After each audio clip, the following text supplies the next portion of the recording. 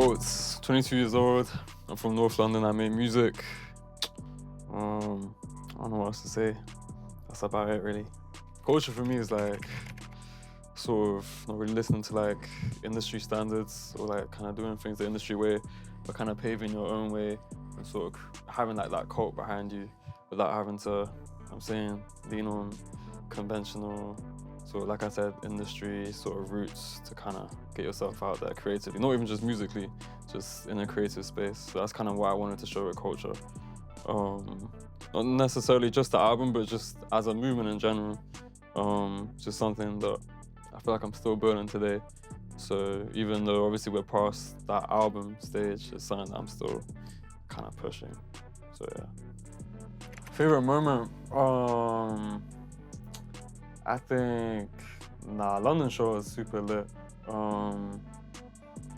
Yeah, London show was fire. Obviously Toronto was fire, and there was a lot of, I feel like there was a lot of fans that were just like giving me gifts and stuff. Like one guy gave me a hoodie with like my name, like embroidered on the sleeve and stuff. I thought that was pretty cool.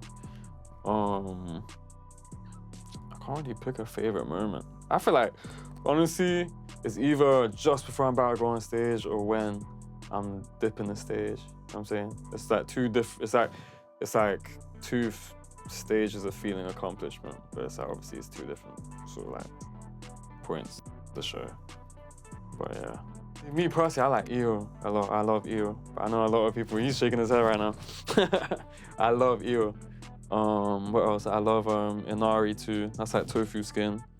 I like tuna. I don't like salmon really. I don't know what I watched. I think it was some show on Netflix about fish. I think you know the one I'm talking about. But maybe just like, it just put me off salmon so much. I don't even know. I love the song Culture. That's like one song that's always sort of like I'm hella proud of that song. So that's always one song that I always want anyone to listen to when they come across my music.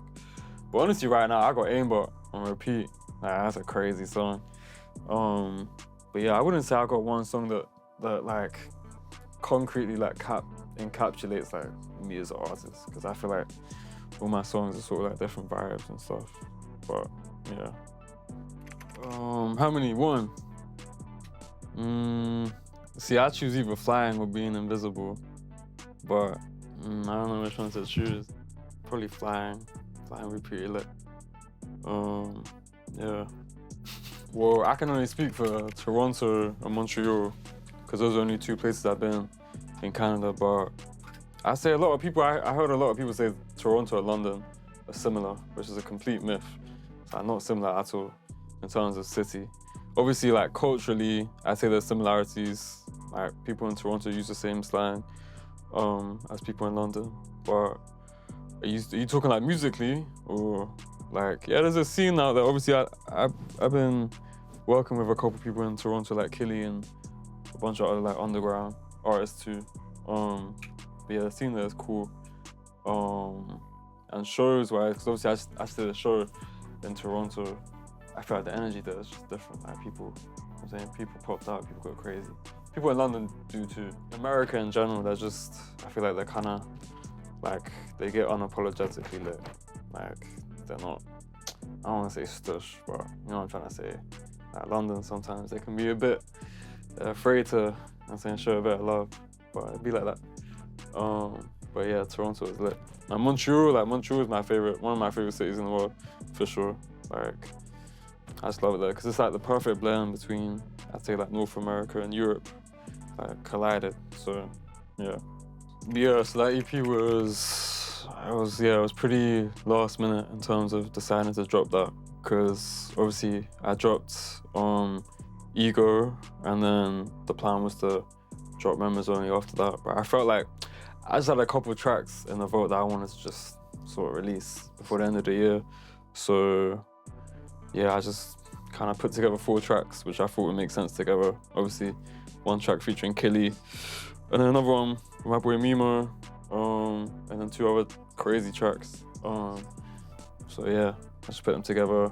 I shot the cover in LA, because I was in LA, and they told me I need the cover like within a day. So I managed to like This guy called Joey. It's like a photographer in LA. He's a fire photographer though, but yeah, he shot that and then yeah, submitted it literally within the week. So yeah, it was mad impulsive, but I'm glad I got it out because I honestly think it's like one of my favorite projects right now. So yeah.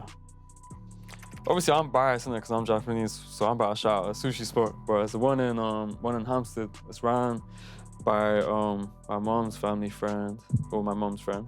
It's called Sushi Hana. They make all kinds of sushi.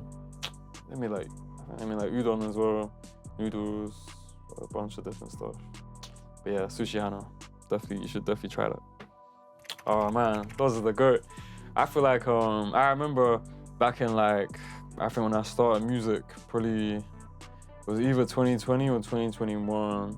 I sent an email to that guy, and this is when no one knew who I was. I don't even think he knew who I was.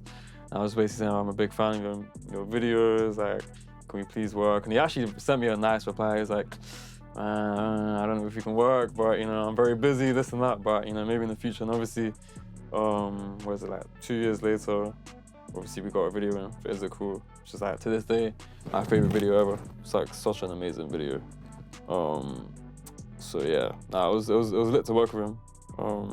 That's my boy, innit? So it's always nice to work with people that you're sort of close with. Dream collab. I feel like I got a lot. Honestly, I'd be lying if I didn't say Eat. I'm saying I would love to. I feel like me and Eat would go crazy. I'm trying to think. Drake. I'm saying big names right now, but you said dream collabs, innit? So yeah, I can't think of anyone else. Maybe even like Iggy Pop. That's more for my dad, because my dad was like, I'm saying, big fan of him. So I feel like that'd be iconic for my dad, but yeah, those are the only ones that I could think of right now. What inspired it? I was in LA. Obviously the song, did it drop? Or I can't remember if it dropped while I was in LA, before or after. But I needed to get a video done. And obviously I was in LA at the time. So my boy Synthetic, he's a crazy producer. He just basically told me, oh, this is a guy that can shoot videos for you. So we just linked up. We went to like, mainly, it was like 3 different locations. It was just kind of, sort of like, I guess, sort of darkish areas around LA. But then one of the locations was, what's it called? Griffith Observatory, which is like it's like up in the hills somewhere. So that was really sick. And I linked up with Kamau, which was funny, we were both in LA at the same time. So I was just like, yo, just be in the video type shit, like a cameo. So that was lit, but yeah. A lot of the time I'd be working this brand called GG. It's a brand based in Toronto. It's my boy Zam that runs the brand. He makes everything. I feel like online, publicly, he only sells like Balis for the most part, but like, or he makes everything, like even trench coats and stuff like that. Like, yeah, he makes crazy shit. There's also a London brand called 900. Just make like super nice. I'd say, I mean, they make everything like tracksuits and stuff, but they're cool. And then it's my friend Sora, another Toronto brand. His clothes are crazy. I'm trying to think of his Instagram. I think it's like SRRY Sora. But yeah, those are 3 brands that I'm working with currently. For styling as well, I feel like even me personally, like I'm still sort of evolving, kind of trying out different styles. But I say don't be afraid to try. And I feel like a lot of people, they might see someone else wearing a fit and then they want to wear that exact same fit to feel sort of, I don't know, like they don't want to fit in, but at the same time, they're scared to sort of try something else and branch out. But I feel like just strive to at least kind of experiment and do what you want with it. Because at the end of the day, no one's really gonna like say anything. Like, and if they do, so what? Obviously, forgot to mention Dage. That's my go-to guy in London. He makes crazy, I'd say for the most part, like leather jeans, leather jackets even. He makes everything, vests, shirts, like. But yeah, his brand is called A Day Without Angst. yeah. I say like easily one of my favorite brands in London for sure. But yeah, shout out Daggy. Life advice. I don't know if I should be the one giving life advice, but I'd say really be aware of who you surround yourself with.